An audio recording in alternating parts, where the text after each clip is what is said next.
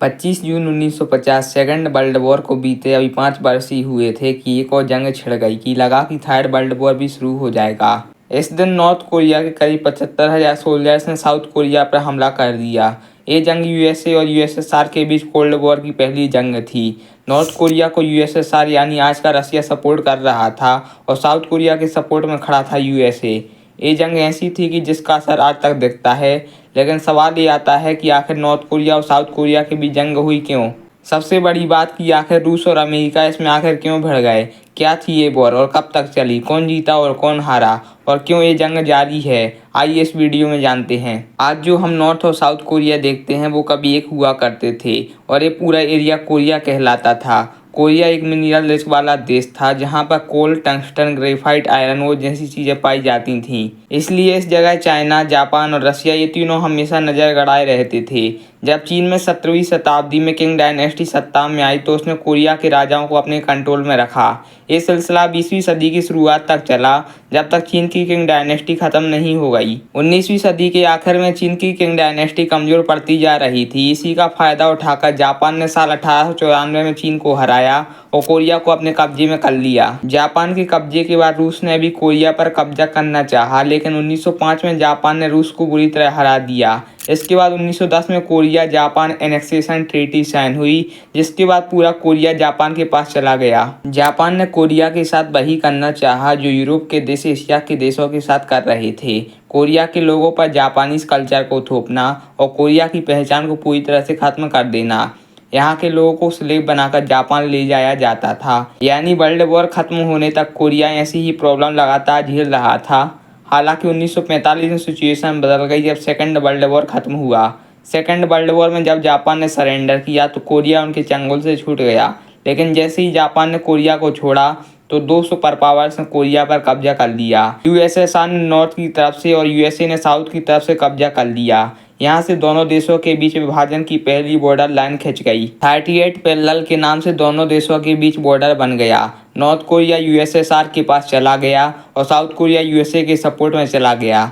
कहा गया कि यह टेम्परेरी अरेंजमेंट है, यह 5 साल के लिए किया गया है। बाद में दोनों देश को एक कर दिया जाएगा। सबको उम्मीद थी कि 1950 तक कोरिया आज़ाद हो जाएगा, लेकिन ऐसा नहीं हो पाया। इसके पीछे की वजह थी कोल्ड वॉर।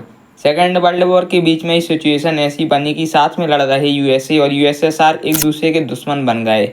दोनों देश इसमें लग गए कि वह अपनी आइडियोलॉजी को दुनिया भर में फैलाएंगे और इसी का नतीजा था कोल्ड वॉर। यूएसए और यूएसएसआर की सोच का पहला विक्टिम बना था कोरिया। अब कहानी में वापस लौटे तो कोरिया जापान का पहले ही अत्याचार देख चुका था। वहाँ के लोग आज़ादी चाहते थे और दोनों ही तरफ इसको लेकर प्रोटेस्ट होने लगे। हालात बिगड़ते देखकर यूएसए ने कोरिया में इलेक्शन कराने की बात कही। यह बात यूएसएसआर और नॉर्थ कोरिया के कम्युनिस्ट को पसंद नहीं आई। जाहिर है कि अब दोनों हिस्से को एक करना बहुत मुश्किल हो गया था। 1948 में नॉर्थ और साउथ कोरिया में अलग अलग इलेक्शन कराए गए और दोनों ही जगह पर अलग अलग सरकार बनी। यूएसएसआर ने किम सेकंड सुंग को नॉर्थ कोरिया की सत्ता सौंप दी। वहीं यूएसए ने 1948 में साउथ कोरिया की कैपिटल सियोल में एक डेमोक्रेटिक सरकार बनाई, जिसके प्रेसिडेंट सिंग में री थे। दोनों ही यूएसए और यूएसएसआर की अपनी पसंद के लीडर थे। सरकार बनने के बाद यूएसए और यूएसएसआर ने अपनी आर्मी को यहाँ से हटा लिया। सबको लगा कि अब सब कुछ ठीक हो जाएगा, लेकिन असली लड़ाई अब शुरू होने वाली थी। भले ही नॉर्थ कोरिया और साउथ कोरिया में अलग अलग सरकारें बन गई, लेकिन यहाँ के लोग डिवीजन नहीं चाहते थे। इसलिए दोनों देशों में इसको लेकर विद्रोह शुरू हो गए। यहाँ सिविल वॉर के हालात बन गए। दोनों देश के लीडर्स चाहते थे कि वह युद्ध कर पूरे कोरिया पर कब्जा कर लें और अकेले ही कोरिया पर रूल करें। फिर इसी टेंशन के बीच एक बहुत बड़ी घटना हो गई। साउथ कोरिया के पास एक आइसलैंड है, जेजू आइसलैंड। यहाँ पर अप्रैल 1949 में एक रिवॉल्ट हुआ। साउथ कोरिया के प्रेसिडेंट ने बड़े ही ब्रूटल तरीके से इस रिवॉल्ट को दबा दिया। इसमें करीब 30,000 लोग मारे गए। इस प्रोटेस्ट में शामिल होने वाले कम्युनिस्ट थे, इसलिए नॉर्थ कोरिया भड़क गया। जेजू आइलैंड की घटना शुरुआत बनी कोरिया वॉर का। 25 जून को नॉर्थ कोरिया के 75,000 सोल्जर्स ने 38 पैरेलल को पार किया और यूएसएसआर के सपोर्ट वाले अपने टैंक और आर्टिलरी के साथ साउथ कोरिया के बुसान शहर को छोड़कर पूरे कोरिया पर कब्जा कर लिया। साउथ कोरिया आर्मी कमजोर थी, इसलिए वह बुरी तरह हारी और आखिर में उसने यूएसए की मदद मांगी। शुरू में यूएसए मदद करने में हिचक रहा था, क्योंकि अब यूएसएसआर भी न्यूक्लियर कंट्री बन गया था। इसलिए दोनों महाशक्तियों के बीच का युद्ध तीसरे विश्व युद्ध को जन्म दे सकता था। लेकिन यूएसए चीन वाली गलती भी नहीं दोहराना चाहता था। यहाँ पर उसकी ढलाई की वजह से कम्युनिस्ट सरकार खड़ी हो चुकी थी। इसलिए यूएसए ने यूनाइटेड नेशंस में सोवियत के खिलाफ एक रेजोल्यूशन पास किया, लेकिन सोवियत ने इस सेशन को बॉयकॉट कर दिया। इसके बाद यूएन ने जनरल डगलस मैकआर्थर की कमांड में अपनी सेना को साउथ कोरिया भेजा। इस सेना में साउथ कोरिया के साथ साथ 21 और अन्य देश की सेनाएं भी शामिल थीं। इसके साथ ही एक भयानक लड़ाई की शुरुआत हुई जो अगले 3 साल तक चलती रही। डगलस ने प्लान के मुताबिक जुलाई से सितंबर के बीच बुसान शहर के रास्ते नॉर्थ कोरिया की आर्मी पर हमला शुरू किया। धीरे धीरे उन्होंने पूरे साउथ कोरिया से नॉर्थ कोरिया की आर्मी को भगा दिया। साउथ कोरिया वो आज़ाद था, लेकिन डगलस ने यहीं एक गलती कर दी। उन्होंने 38 पैरेलल को पार किया और चीन और नॉर्थ कोरिया के बॉर्डर तक पहुंच गए। अब यहाँ पर लड़ाई लड़ने से चीन के साथ युद्ध होने का रिस्क था, इसलिए अमेरिकन प्रेसिडेंट ट्रूमैन ने आगे बढ़ने से मना कर दिया। लेकिन डगलस माने नहीं और येलो रिवर जहाँ चीन और नॉर्थ कोरिया का बॉर्डर पड़ता है वहाँ तक पहुँच गए। फिर वही हुआ जिसका सबको डर था।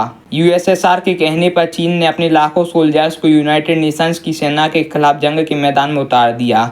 चीन की सेना ने यूनाइटेड नेशंस की आर्मी को पीछे धकेलना शुरू किया और दोबारा साउथ कोरिया के बड़े हिस्से पर कब्जा कर लिया। जो जंग काफ़ी पहले ख़त्म हो सकती थी वो डगलस की गलती की वजह से और लंबी खिंच गई। यह जंग अगले 3 साल तक चलती रही, जिसका कोई रिजल्ट निकल कर नहीं आया। फिर आखिर थक हार कर 27 जुलाई 1953 के दिन नॉर्थ कोरिया के पेनमुनजोम में युद्ध विराम की घोषणा हुई और दोनों साइड से इस एग्रीमेंट के तहत 38 पैरेलल पर दोनों के बीच नई बाउंड्री बनाई गई। इसमें नॉर्थ कोरिया और साउथ कोरिया के दोनों साइड 2 किलोमीटर तक डीमिलिटराइज जोन बनाया गया, यानी यहाँ पर कोई आर्मी नहीं होगी। इसलिए 1953 में कोरिया की लड़ाई से तय हो गया कि अब कभी भी यह देश एक नहीं हो पाएंगे। आज भी 2 किलोमीटर के हिस्से के बाहर का एरिया दुनिया का सबसे ज़्यादा डीमिलिटराइज एरिया है। दोनों देशों के बीच अभी तक यह जंग नहीं रुकी है, क्योंकि दोनों देशों के बीच अभी तक कोई पीस पैक्ट साइन नहीं हुआ है। इसलिए जब भी पुतिन या शी जिनपिंग नॉर्थ कोरिया का दौरा करते हैं तो दुनिया भर के देशों के कान खड़े हो जाते हैं। दोस्तों, तो ये थी नॉर्थ कोरिया और साउथ कोरिया के डिवीज़न की कहानी। आपको वीडियो कैसी लगी कमेंट बॉक्स में ज़रूर लिखें और वीडियो को लाइक और चैनल को सब्सक्राइब करना मत भूलें ऐसे ही और इन्फॉर्मेटिव वीडियोस देखने के लिए।